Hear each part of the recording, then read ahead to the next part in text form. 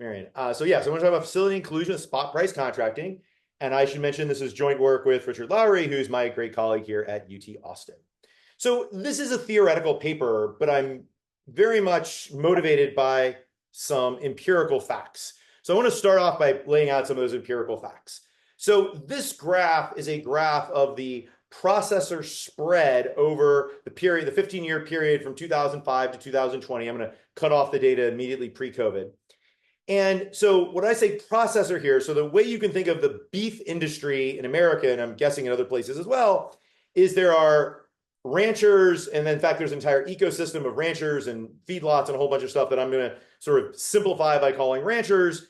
And they sell their cattle to what are beef processors. So these are the plants you hear about in the news and so on that take cattle and turn them into steaks and hamburger and the rest of it, and then sell those steaks and cattle and what's called boxed beef to wholesalers and distributors and grocers on the other end. And we're going to abstract from them further from that as well.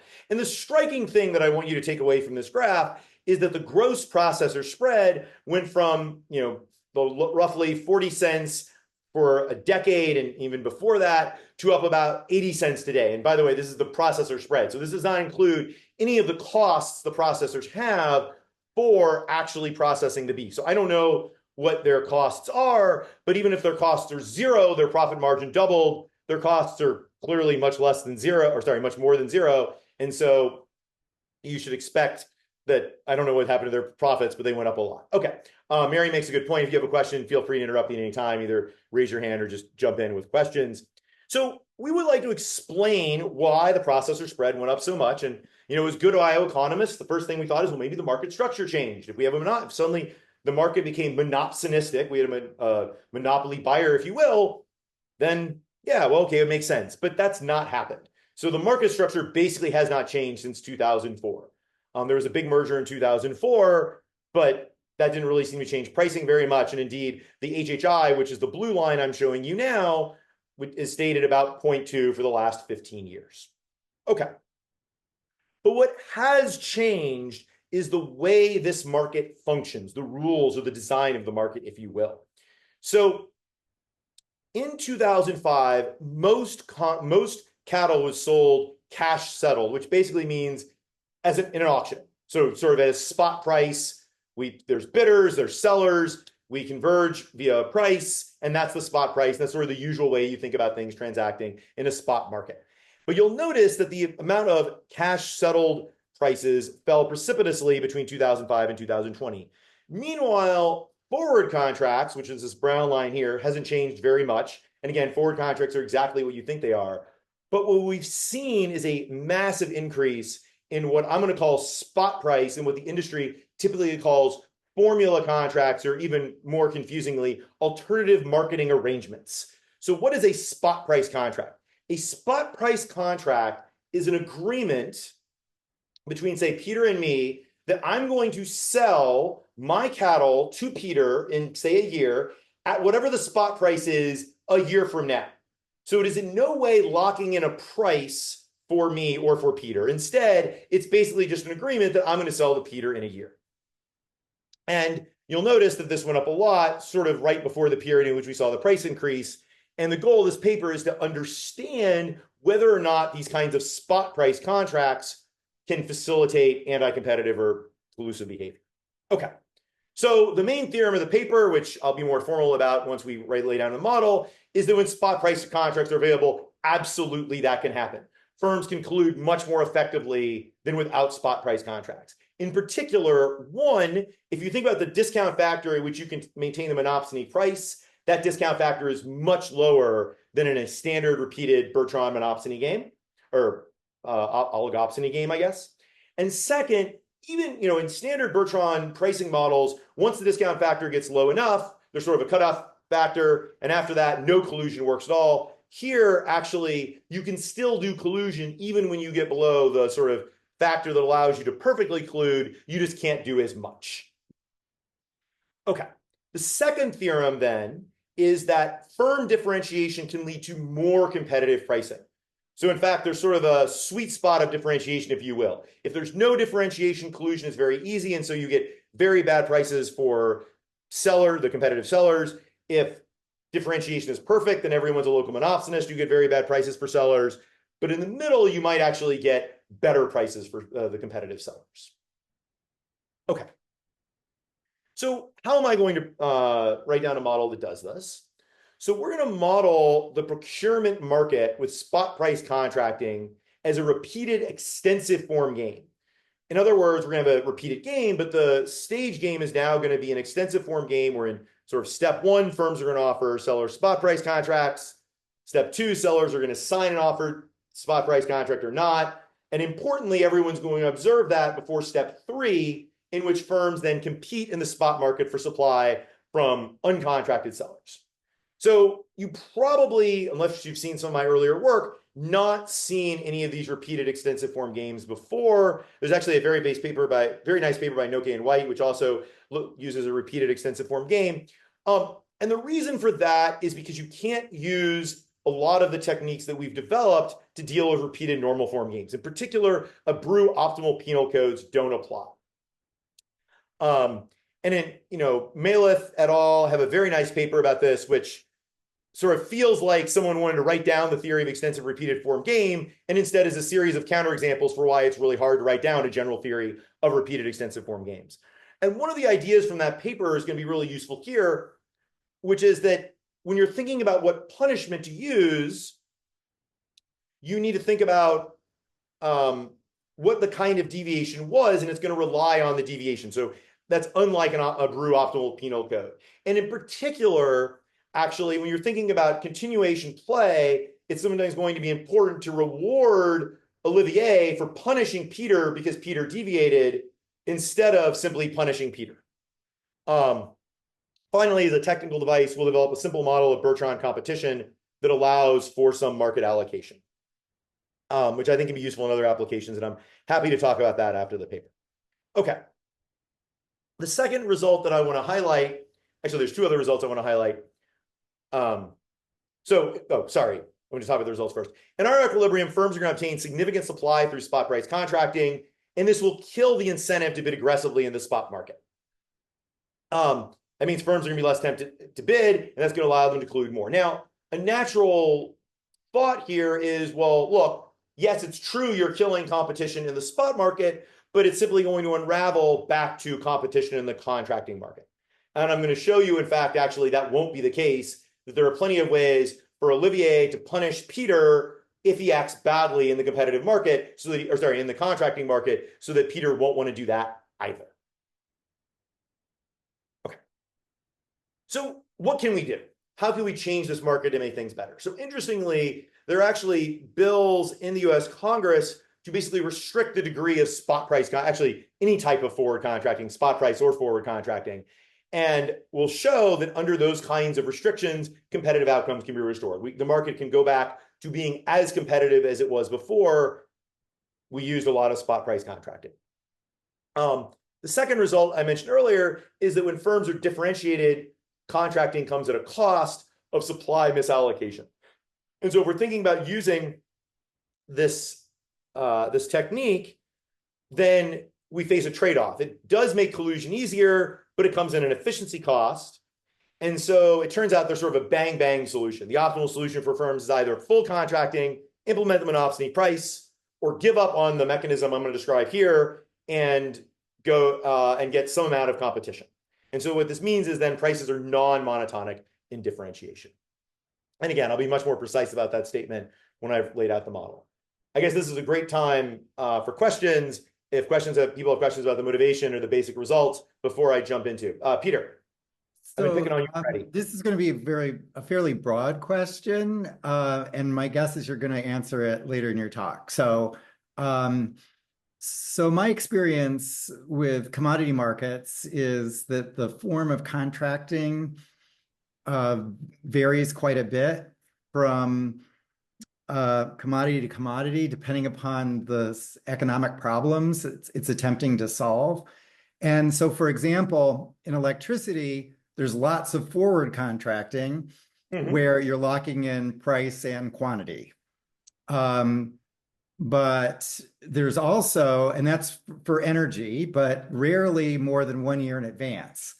But we also have forward contracting for capacity more than 1 year in advance, where then you're locking in an option for energy to deliver energy during periods of scarcity. So it tends to have a very high strike price, like $1,000 per megawatt hour, when the normal price is $30.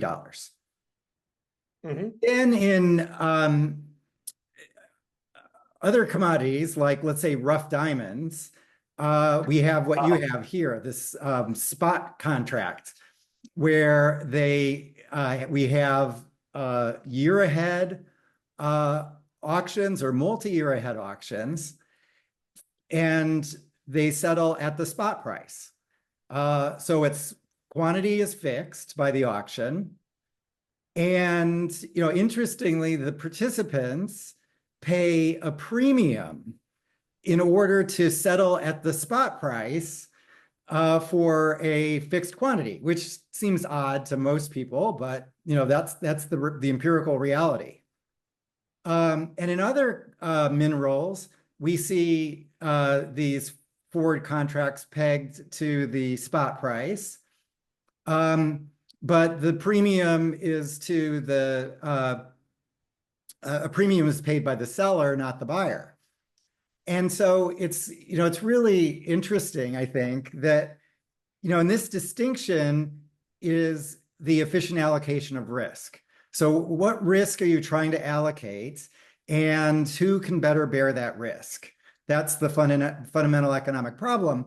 And the really thing that's interesting about minerals is that for BHP Billiton, the largest mining company in the world, their risk neutral position is the spot price. So basically, any forward commitment on price increases their risk. So that's why they sign. And the reason for that, which it sounds like strange for an economist, how can taking a position in quantity but not in price reduce your risk if you're a mining company? And that's the opposite of what they do in electricity markets. And the reason is that BHP Billiton's stock price, what the investors are buying, is a exposure to the spot price. And so that's what they want, exposure to the spot price. Whereas a utility like I don't know, any of them, SDG in my neighborhood, San Diego, the spot price is enormously risky, and they want to hedge that with a forward contract that locks in price and quantity. But there's no liquidity for forwards more than a year out, and because that would impose enormous fuel price risk on the seller of that. The gas price, who knows? It's $3 now, but it could be $10 later. And this tripling of cost is quite relevant. So, can you put your application in this setting and notice I haven't said anything about, I completely agree with you that spot price contracts, forward spot price contracts are sort of goofy in terms of the desirable properties of forward contracting, which is it puts people in more balanced positions so that there is less incentive to exercise market power in real time in the spot market. And that's sort of a very fundamental economic point. And so, what BHP Billiton's doing has this extra cost. And in your application, you're seeing it as well, where there's basically more collusion risk, market power. So, sorry for the digression a little bit, but I think it sort of sets the stage to motivate what you're doing. Yeah, no, this is really interesting. I would like to talk more with you about minerals and diamonds because I don't know about those markets. So I have looked at a lot of other markets that have this kind of structure. But sort of, I guess I've been looking where the sunlight is. There seem to be a lot of worries that this kind of structure is leading to an anti-competitive outcome. So this is not, obviously I'm telling you a story about beef, but we see very similar contracting and behavior in like markets for pork and chicken. Interestingly, the market for farmed salmon is like this, but in the reverse. So in the market for farmed salmon, which there have been a bunch of antitrust cases, I guess you know about because you're nodding along with me. There, it's the if you like the ranchers or really the fish farmers or whatever you call them, the fish producers who are very concentrated. There's only like 4 or 5 of them in the world, and then all the downstream guys, the processors, actually are very competitive. And so there, the accusation is that these guys are using, again, spot price contracting, but to facilitate monopolistic behavior by the fish sellers as opposed to monopolistic behavior by the fish buyers. More generally, there's a large literature about benchmark pricing and why it can lead to this kind of anti-competitive behavior. So there's a very nice paper by a law professor at UCLA whose name I can't pull up, but it's in the paper, who basically, goes through like all these examples of benchmark pricing leading to anti-competitive behavior. In fact, his favorite example, because he's a law professor, goes back to the old Saucony vacuum oil case, which actually was about benchmark pricing. The guys, this is like the fundamental case that says you can't get in a smoke-filled room and collude. And they were trying to do it, though, because they had a lot of benchmark contracts and they were trying to make sure the benchmark price was exactly what they wanted it to be. The economics departments did that too for junior salaries. I don't know if you remember that, but they all colluded at the AA meetings and on the starting salary for a junior top economics department. And there was a settlement. The Department of Justice had a settlement that, and they no longer do that, or at least they're not supposed to. Yeah, I mean, I'm in the finance department now, so I don't know. Yeah, but that was about 20 years ago. But yeah, these benchmark pricing that's just another word for collusive pricing. Quite often, yes. Okay, so thank you, Peter. Any other questions before I go to the model itself? All right, so we're gonna have a set of long-lived firms F, and I'm gonna let phi be 1 over the order of F, just be the market concentration. So we're gonna be interested in how collusion or lack thereof changes with phi. Each period, we're going to have a unit interval of short-lived sellers, S of t. Each seller is gonna have 1 unit to sell, so we're basically gonna have unit supply. And then we're going to add a finite set of competitive fringe firms, F twiddle. So these are going to be firms that are going to act as if they are one-shot firms. If you want to make them short-lived, that's fine. But we're not going to sort of allow them to join the collusion.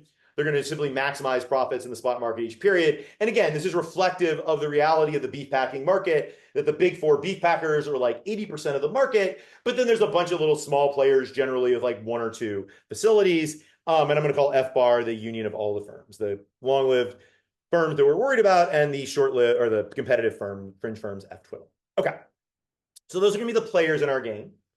The contract market, or sorry, the stage game is going to basically have 4 steps, but you really should think of them as 2 separate steps.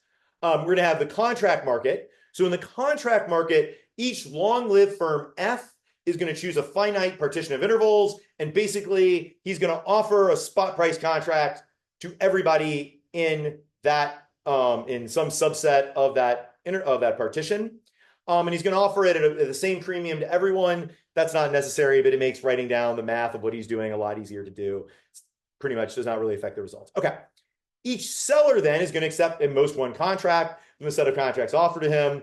We're going to say such a seller is contracted, and it's going to be useful to keep track of how many people are contracted to each firm F. So C super F is going to be the contracted share for F, and even more important is going to be the sum of those over all the firms. So C sub T is going to be the period T contracted share, and then the 1 minus C of T is going to be the residual supply. So that's good. What is going to be left for the other guys to bid on in the spot market? Okay.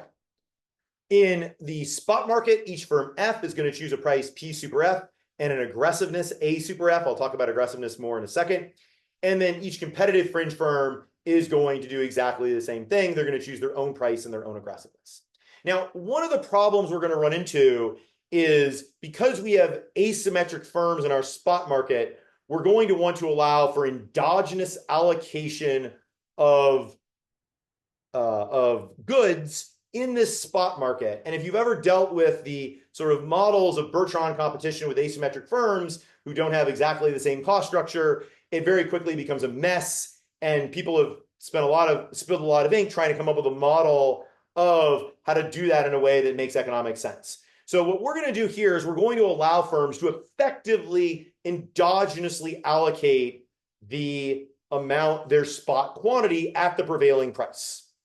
So the market price is simply the highest price, because again, remember, we're looking at a model of monopsony, not monopoly. So we want to look at the highest price. And the active firms then are going to be all those firms that are offering that highest price P bar. How much gets allocated to firm F? Well, it depends on if F is an active firm. If he's not, he gets 0. Fine, that's standard. And then he gets his aggressiveness over the sum of the aggressivenesses times the total amount of residual supply that's available. So if a firm wants to get more at the prevailing price, all that firm has to do is increase his aggressiveness. And an equilibrium, of course, is going to involve each player choosing an aggressiveness so that he doesn't want to change the quantity that he's actually getting. Okay? All right. So I've now told you the structure of the game. I need to tell you what are the payoffs. Each seller that signed a spot price contract gets the premium associated with that contract plus the spot price. And the premium could be negative in principle. Each seller who didn't sign a contract obtains a payoff of just the spot price. Each long-lived firm obtains a profit, which is his contracted share times the value V of the good minus the spot price plus the premium. So this is how much he's paying his contracted sellers. Finally, he also gets whatever his quantity is in the spot market times his margin from buying in the spot market. And then finally, for a competitive fringe firm, it's going to look very similar. They're not going to participate in the contracting market, so they simply get something from the spot market. For the ease of exposition, I'm going to let their value be quadratic in the amount of goods they get. So they like getting more stuff, but at a decreasing rate. And that's going to sort of determine how much they're going to bid for in the spot market. Okay. So sellers and competitive fringe firms simply maximize their in-period payoffs each period, and long-lived firms are going to maximize their discounted payoffs over all time. So nothing non-standard there. Okay. So now, so that's the game setup. We're done setting up the game. Now we want to understand what are the equilibrium outcomes of this game, and in particular, what is the highest profit equilibrium for the long-lived firms. So we're going to let P bar F be the best price offered by the long-lived firms. And this, first I want to analyze the behavior of the competitive fringe, and this will actually apply since they act myopically in both the sort of one-shot stage game as well as the repeated game. So in any equilibrium, each competitive fringe firm must demand the quantity that maximizes its profits given the prevailing market price. And notice that by simply shifting my aggressiveness, I can always get more quantity at the given price. So the price in some sense has to be market clearing. It has to be that everyone is choosing a quantity given the price that they maximizes their utility. So each competitive fringe firm is going to maximize this expression where we really think of them as choosing a quantity at some prevailing price P bar. Where P bar now is the highest price bid by the other firms. Okay, so then the equilibrium of this tells us what the demand of the competitive fringe firm is, and of course the demand then depends on P bar, and we need to figure out what is the final P bar. So there are three cases, and it really depends on how the long-lived firms act. So in one case, the long-lived firms bid very aggressively for supply. So aggressively, in fact, that the P bar F is above alpha. What that says is the competitive fringe wants no part of this market. Prices are too high. They demand 0, and the market clearing price is simply P bar F. The second case is the intermediate case. That's where the long-lived firms are bidding somewhat aggressively, but not too aggressively. In this case, the market clearing price is what they bid, and the competitive fringe firms bid that and simply take up the residual supply, or some of the residual supply. And then finally, if the long-lived firms bid too low, at that price, there's not enough supply for the competitive fringe, and so they bid up the price all the way up to this, which then gives them 1 minus C, and that's sort of where their profits are maximized. Okay, so we can then think of the demand from the competitive fringe as a function of P is simply alpha minus P over beta. And in fact, that's in some sense what we need to remember from the competitive fringe is that they're going to choose a price, or they're going to basically demand alpha minus P over beta of the residual supply. Okay. All right. So now I want to understand what the long-lived firms can do. So monopsony pricing simply maximizes their margin, V minus P, times 1 minus however much is demanded by the competitive fringe. We can solve this. We get, if I work in nice units where alpha equals beta equals V equals 1, P dagger is 1/2. And I'll show you some pictures later where, that'll be a nice formulation. You can understand what's going on. You just want to remember that the value for the firm is 1 and the monopsony price is 1/2. Okay. All right. So before we analyze the repeated game, I want to analyze the stage game. So again, and I promise eventually I'll stop putting these in square quotes, every reasonable equilibrium of the stage game is 0 profit for the long-lived firms. The result is not, though, because long-lived firms are going to Bertrand compete in the spot market. We're going to find ways to keep them from doing that. The problem, though, is that they're going to start competing fiercely in the contracting market and that will eventually kill their profits. Okay, so now I have to do some real theory. All right. There's going to be a lot of equilibria of the bidding game, all due to the fact that there's a lot of sort of weakly dominated equilibrium where Peter is bidding 7 and Marion is bidding 7. And so if I bid 6 or 6.5 or 7, it doesn't really matter because the price is always going to be 7. So I want to sort of kill those sort of, they're not quite weakly dominated, but kill those kind of equilibrium. So I'm going to introduce this refinement for a continuous action space normal form game, which if you know this literature, refining is a royal pain in the you-know-where. Which allows us to sort of get rid of what we think of as these extraneous equilibria. So consider a normal form gamma with some set of players I, some action space AJ for each player, and some payoff UJ for each player. Define the game augmented with coordination by epsilon commitment, or just KEC. If, before play, agent I suggests the strategy profile A, and the payoffs for each agent J suffer by epsilon if J doesn't play his suggested profile. So intuitively, you can think of like all these guys are getting together at a bar and deciding, wouldn't it be nice if we all did X? And you feel epsilon remorse if you don't do what the guy at the bar suggests. And of course, we're going to take epsilon to 0. So we have agent I announces the action profile that he wants people to implement. And if you don't implement it, you suffer epsilon remorse. Okay. And we're going to say an action is KEC robust. So we're going to say A is an outcome if there exists a subgame perfect Nash equilibrium of this augmented game such that agents play A. Okay. An equilibrium A of the original game is KEC robust if there exists an agent I and a sequence of epsilons going to 0, and an accompanying sequence of action profiles such that everyone is choosing an action profile which limits to A. So that will kill the equilibrium that I described, where Marion is bidding 7 and I'm bidding 7 and Peter is bidding 7 and we're all bidding 7 just because everyone is bidding 7.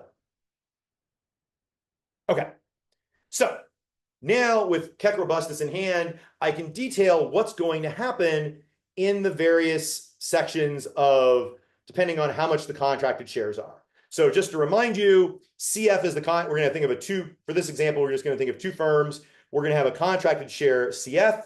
We're going to have a contracted share CG. There's a total supply of 1. So the contracted shares have to add up to 1 or less. And what I want to do is I want to characterize what's going to happen in the spot market as a function of contracted shares. So one case is when contracted shares are very low. We're in the white region. So both Marion and Peter don't have much in the way of contracted shares. In this case, they have strong incentives to try and outbid each other to get a larger supply. And in this world, we in fact get competitive pricing. So pricing will go to 1 or go to V. Now up here, this is where Marion has a large contracted share, but Peter has a small contracted share. Now, because Peter has a small contracted share, he's going to want to bid aggressively in the spot market. But because Peter is bidding aggressively in the spot market, that means that Marion also wants to bid aggressively in the spot market because she can bid the same thing that Peter bids and get more supply. But then Peter wants to increase his bid. It's the usual sort of ramping up. And indeed, in the red region, we also find that we will get competitive pricing in the spot market. But in the purple region is special. In the purple region, red and blue makes purple, neither Marion nor Peter have strong incentives to bid in the spot market. In particular, as long as Peter is not bidding in the spot market, Marion finds it optimal to not bid in the spot market. And similarly, if Marion's not bidding in the spot market, Peter finds it optimal to not bid in the spot market. Now, there's always an equilibrium where both Peter and Marion bid one in the spot market because the other guy is bidding one in the spot market. That's what I use Keck robustness to sort of kill off. Okay. So I just said this. All right. So what happens then in the contract market? So if Marion and Peter don't contract, then we're going to get to zero. And in fact, C equals zero is kind of nice because then no one person contracting actually is helpful. But at any other C in the white, red, or blue regions, you can increase, someone can increase their C to get to purple. So if I'm here, Peter could bring us here, or Marion could bring us here. If I'm here, well, actually, Peter should still bring us here, and Marion could also bring us here. So no matter where we are, someone could increase their contracted share so as to move us to the purple region. And once we're in the purple region, of course, we expect now we won't get competitive pricing, and both Marion and Peter will finally make profits in this market. Okay. So everyone's going to have a very strong incentive to bring us to the purple region. But now what happens if we're in the purple region? Well, suppose we're in the purple region in the, let's just choose a random point right here. Well, now what is Peter thinking to himself? He's thinking, well, as long as we're in the purple region, the spot price is going to be below my value for the good. But that means I should get as big a contracted share as I possibly can without increasing the spot price. So what I should do is I should go and steal some of Marion's contracted share. And so Peter is going to then make an offer, not just to the sort of sellers he's supposed to offer to according to the equilibrium, but also some of Marion's sellers at, say, a premium of epsilon. And he's going to get those sellers. And now, once we get to the spot market, well, we're still in the purple region. We've just moved over here. And now Marion's like, well, I don't like you, Peter, because you stole some of my sellers, but I still don't want to bid aggressively because then I won't make any money. And so what's going to happen is that in this world, Marion and Peter are going to bid very aggressively in the contracting market, and that's eventually going to kill all the profits. And so the only equilibrium will be zero profit for both Marion and Peter. Sorry, guys. Okay. But, and here comes the key point, that analysis will only work as long as Marion has no way of punishing Peter or no incentive to punish Peter for his bad behavior of stealing some of her contracted sellers. And that is absolutely true in the stage game, but that's not going to be true in the repeated game. So I'll throw up a request for questions about the analysis of the stage game before I move on to the repeated game. Okay. All right. So now I can state the true main theorem of the paper without scare quotes. For delta greater than or equal to 1/2, the highest sustainable profits will be achieved with the oligopsony price of P star. Don't worry too much about the actual text. When phi is small, and P dagger, the monopsony price, when phi is large. So let me show you the picture which will exemplify the theorem. So in a typical Bertrand collusion repeated game, 1 minus delta is sort of this cutoff discount factor. Below, when the discount factor is below 1, or when phi is below 1 minus delta, you can no longer sustain any type of collusion. So that's what the gray dashed line here is trying to denote, that when phi is small, you can sustain no collusion, and when phi is very large, you can sustain collusion. However, in our game, the Peter and Marion can sustain collusion, perfect collusion, for much lower discount factors, or sorry, for much lower market concentrations than in the standard game. And even when we get to phi twiddle, the point at which perfect collusion would break down, we instead get some collusion, just not perfect collusion, all the way for any positive market concentration. Okay. All right.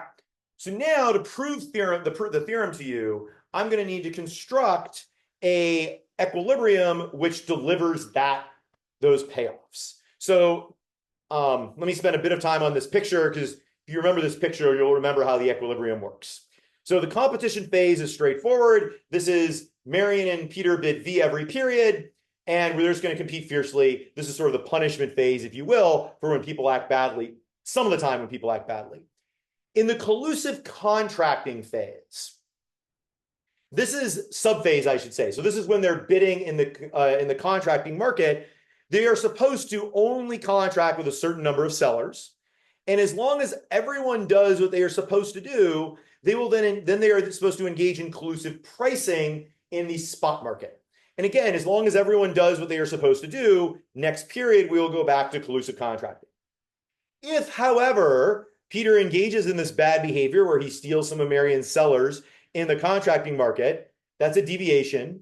And then we will go to retaliatory pricing in the immediately following spot market. But notice that as long as everyone does that retaliatory pricing, we are going to go back to collusive contracting. We're not going to need to punish Peter for the rest of time. And in fact, that's suboptimal. That won't actually work, because we need to give Marion a reward for punishing Peter by engaging in retaliatory pricing. And that reward is going to be that we go to collusive contracting in the future. There's going to be future profits for Marion. If Marion deviates and doesn't punish Peter, then we're going to go to no contracting, where everyone's going to get punished for the rest of time because Marion didn't punish Peter the way she was supposed to. Oh, sorry. Okay. Similarly, if we're in the pricing phase and someone doesn't do what they're supposed to do, we also go to this punishment competition phase. Okay. So collusive contracting, this is a lot of words to explain what I just said. Everyone basically makes an offer to their fair share of the sellers. They get C star, which is going to be the total contracted share. They're in fact going to do all of their business, at least in the equilibrium I'm constructing here. That's not strictly necessary for at least some equilibria, through the contracted market. Each firm is then going to offer a premium of 0, and each seller is simply going to accept their spot price contract. In the collusive pricing phase, Peter and Marion don't bid, or they bid P star. It doesn't really matter. Retaliatory pricing, in that case, everyone's going to bid V. Marion's going to bid V, and Peter's going to bid V. And as long as people do what they're supposed to do in the pricing phase, we'll go back to collusive contracting. If anyone doesn't do what they're supposed to do in the pricing phase, we're going to go to the competition phase. Okay. And the competition phase is exactly what you think. All right. So to prove that this is an equilibrium, I need to show you 4 things. First, I need to show you that Peter doesn't want to cheat in the contracting phase like he did in the one-shot game. 2, that bidding behavior during retaliatory pricing is incentive compatible. 3, that bidding behavior during collusive pricing is incentive compatible. And 4, bidding during the competition phase is incentive compatible. Now, actually, 4 is easy because that's what we did before. That's what stage 1, that's what the stage game analysis showed us, that as long as we were in that purple region, Marion and Peter don't want to bid. Okay, so why does Peter not want to cheat in the contracting behavior phase? Well, if he does, then Marion is like, oh man, Peter's cheated, the deal is off, we all should bid V. And if we bid V, this is where the real magic, well, if you're JBS, kicks in. If everyone is bidding V, well, now you don't make any money because the spot price contract raises the price that you pay to your locked-in sellers to V. So you don't make any money, and there was no point in doing this at all. So for Peter to do this is sort of self-defeating. Marion will bid V. Peter's now going to pay V on all his supply that he gets. He's going to make no money. He would have been better off just going with the collusive outcome. Okay, why should we engage in retaliatory pricing?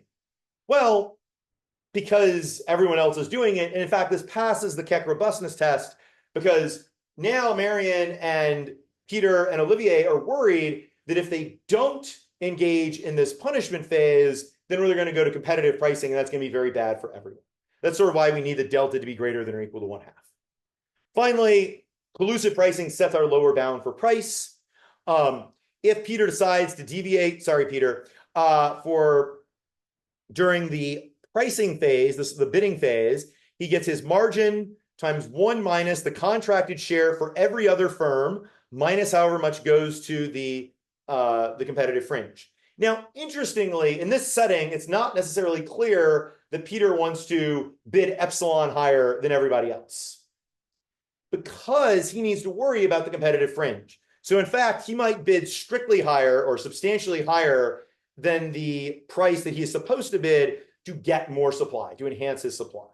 So, and whether he does that or not depends on parameters. So we can calculate his deviation profits in terms of this P star here, and we can write down his incentive constraint. And this is the set of implementable price contracting share pairs. So let me explain. Yes, Peter. Okay. So let me explain this picture, because again, if you understand the picture, you really understand what's going on in the paper. So what I want to know is, what is the price that we can implement as the long-lived firm? So it's going to be 0 up to 1. And what is the contracted share that I'm going to try and implement? And again, that goes from 0 to 1. Remember, P dagger of 1/2 is our monopsony price. And the yellow and blue regions here are all of the price contracting share pairs that are implementable. And the yellow region is where, if Peter decides to deviate, what he should do is he should actually offer a strictly higher price than the collusive price in order to get more supply from the competitive fringe. And here, that's where Peter actually implements the just implements the collusive price. He just tries to take more than his fair share. But notice that collusion sort of becomes easier, not surprisingly, as the price goes up, but also as the contracted share goes up. And again, that makes sense, because as the contracted share goes up, there's less supply for Peter to capture if he decides to cheat and try and steal supply from the rest of us. Okay. When phi is higher, the graph now looks like this. And in this case, it's impossible to implement P dagger. But what happens is the most profitable point to implement is here, where you set this contracted share and implement this price. Okay. All right. So how do we calculate this? Well, we do it sort of like you would expect. The lowest P star can always be obtained with C star equal to 1 minus D of P star. Contracting here sort of only has upside because it makes deviations by Peter less profitable. So we can calculate your deviation profits, and we get basically a quadratic in the relationship between P star and C star, and that's what ends up giving us this line here. And of course, you can't have a contracted share that's higher than the price, because the competitive fringe will bid up the price higher than that. Okay. So does everyone with me on the proof of our main theorem? So I feel like I've done a great job if everyone understands that and no one has any questions. Okay. So I guess I have about 15 or 10 minutes left, Marion. Yeah, 15. Okay. So it's probably, you noticed in my answer to Peter's question, there's a lot of concern about this increase in processor spread, not just in cattle markets, but in market for pork, market for lamb, markets for farm salmon, and so on. And there have been, some suggested policy responses. There's also been a bunch of lawsuits. One of the most interesting, I think, is the Cattle Market Transparency Act of 2021. And I quote the one from 2021, but there's one like every year introduced by some boring farm state senator who's very concerned about this issue. And they generally require something that they call 50-14. So 50-14 requires that over any 14-day period, 50% of your supply has to come from the spot market, not from spot price contracting, but from actually going out and bidding on cattle. Whereas today we saw in the graph that 70%, give or take, of your supply comes from spot price contracting. So in our model, then, we can actually take this idea and simply requires an upper bound on C star. It simply says C star can only be, say, 50%. So letting C bar represent the upper bound on spot price contracting, we can then ask, what are the implementable prices if we try to implement C bar? Okay, so we're just going to literally draw C bar on our picture. And what's really nice is we can see what's going to happen. If I require firms to be down here, well, they've got a big problem. They can no longer make it incentive compatible for Peter to not cheat in the spot price market. In particular, contracted shares will always be small enough that someone is going to want to cheat in the spot price market. And so knowing that, no one's going to want to collude and prices should go back to competitive levels. So this does look like a tweak in the design of these kinds of markets, which may allow competition to come back to the forefront. Okay. One thing you might suggest, and in fact, I think Peter was sort of hinting at this question way back at the beginning of the talk, is, well, what about forward contracting in this market? So why is offering all, why does Peter, if he also has access to forward contracts, not just spot price contracts, tempted to cheat in the same way? And the answer is that once it comes out, once sort of people understand that Peter is doing a bunch of forward contracting, well, we know that Peter is going to get punished in the spot market. In fact, prices are going to go up to V. But wait a minute, if prices are going up to V and Peter's offering me a contract at a forward price that's less than V, why should I take it? I don't want his cruddy less than V price. I want to go get this new competitive price in the spot market, which I know is going to happen because it looks like people are very upset. And occasionally you hear about grumblings about, people using forward contracts in this market. So in practice, we do see small amounts of forward contracting. It doesn't seem to vitiate the high margins that the beef processors are making. And it seems like it would not be very effective at killing this kind of collusive outcome. Okay. So I probably have time to talk about modeling differentiation. Great. All right. So in typical models of Bertrand competition, collusion is much easier to sustain with differentiation. But differentiation actually plays two roles in our model. The first is the standard one. It softens competition between long-lived firms, but it also makes contracting more costly. So why does it do that? We're going to model differentiated sellers as having to contract before they know who their preferred seller is. And this actually is trying to reflect something real about the beef processing market. So it's true, you want to buy from someone who's close by to minimize transportation costs. But another key factor for the beef processors is they want to smooth out the time at which the cattle are delivered. They don't want to, run their factory. They only have so much capacity in the factory. It's better not to try and run it at 3 a.m. But sellers sort of have the cattle when they have the cattle. And the problem is you can't just, store cattle. Cattle don't store easily. You have to feed them, and feeding them is expensive. And you have to put them somewhere, and putting them somewhere is expensive. So there are real costs to sellers, or equivalently to whoever's paying for it, to not deliver the cattle at exactly the time that's specified on the contract. So to simplify exposition at this point, I'm going to call V equals alpha equals beta equals 1. And I'm going to want to understand how rho, this degree of differentiation, is going to affect the best outcome from the perspective of the long-lived firms. So long-lived firms' profits are now, the only difference is that when they get their fair share of when they get their contracted share, they lose this because this is the amount of differentiation costs they pay. But when they're bidding in the spot market, they first get their preferred sellers because now we know who should go with whom. And only after that do they steal some of the non-preferred sellers in the spot market. Okay.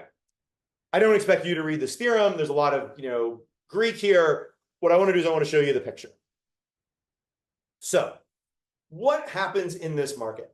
So what's interesting is for most parameterizations of this market, the solution for the long-lived firms is bang bang, in the sense that there's a cutoff row twiddle at which before that row, you do what we talked about before. Marion and Peter contract just enough to implement the fully collusive outcome of T equals 1/2.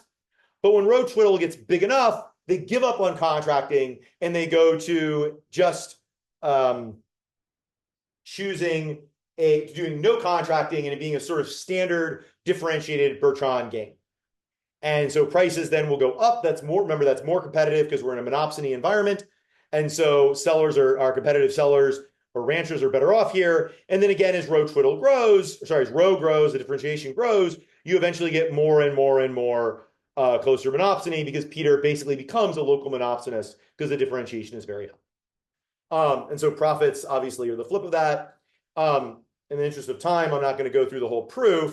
But what I do want to show you is what's going on in terms of the incentives for Peter and Marion. So this is the picture we saw before, except these red lines now are ISO profit lines for the long-lived firms. Notice that when there's no differentiation, the ISO profit lines are simply moving into the center because you don't really care what the contracted share is if there's no differentiation. The only thing you care about is you get the monopsony price. So Peter and Marion here want to be basically anywhere in the yellow area, and in particular on this vertical line. But now, when differentiation goes up a little bit, the ISO profit lines shrink, and in particular, Marion and Peter would like to have the lowest possible contracted share consistent with collusion. So the other thing they could do, the other best thing they could do in some sense, is down here. So this is where the market is efficient in terms of allocation, but they are still choosing a price, but they're not getting nearly as good a price. Here, they're getting a price of like 7/8, whereas here they keep this price of 1/2.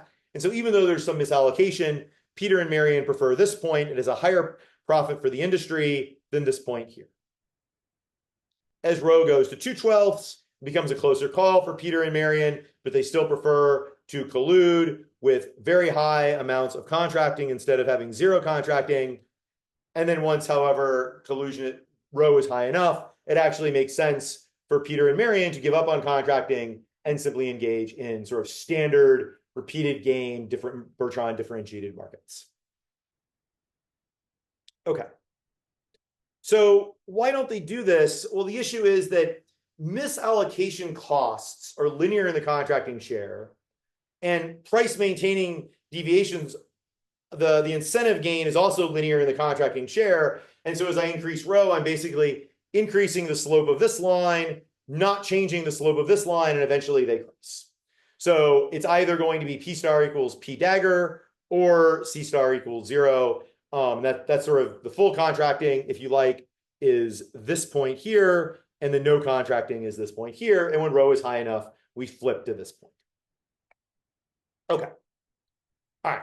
So to conclude, collusion looks to be much easier in these markets when spot price contracting, or what they call formula contracting or alternative marketing arrangements, is present. And if you know of other examples, and I know Peter's biting at the bit, where we see these kinds of contracting structures, you'd be real. I'd love to hear about them because I think they're an interesting contract structure which we don't think about very much. And maybe there are other settings where it's leading to less than competitive outcomes. But I don't argue the beef cattle market actually is important in of itself. It's a $120 billion market. A lot of other agricultural markets look like this. And more generally, we can think of these markets which use benchmark pricing, as I was saying to Peter earlier, as worrisome on this point, that it may lead to more collusive outcomes. The second is, I can't see you, but repeated extensive form games, I think, might be something that, even though they are a pain in the neck to deal with, that we might want to think about in terms of allowing us to enable analysis of sort of more complicated long-term strategic interactions. Normal forms are a little bit of a straitjacket in that I can only punish Peter in the period after he's done whatever he's done.